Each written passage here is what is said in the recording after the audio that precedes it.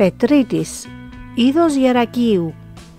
Είναι το ταχύτερο πουλί και το ταχύτερο μέλος του ζωικού βασιλείου. Η ταχύτητα που αναπτύσσει κατά την κατάδυση για να πιάσει τη λία του μπορεί να ξεπεράσει τα 300 χιλιόμετρα ανά ώρα, με ορισμένες αναφορές να φτάνουν ακόμη και τα 389 χιλιόμετρα ανά ώρα.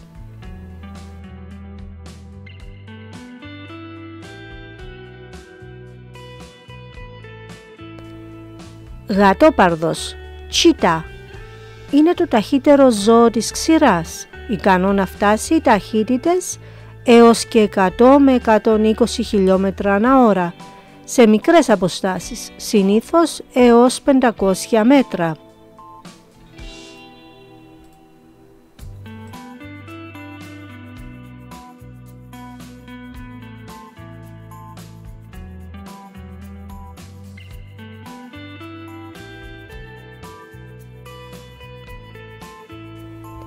Μαύρο μάρλι, black marley, είναι από τα ταχύτερα ζώα της θάλασσας με αναφορές για ταχύτητες που κυμαίνονται από 80 έως 130 χιλιόμετρα ανά ώρα.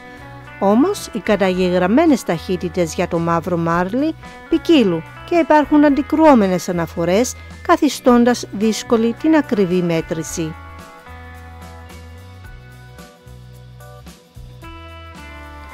Σας ευχαριστώ που παρακολουθήσατε. Σας περιμένω στο επόμενο μας ταξίδι. Γεια χαρά!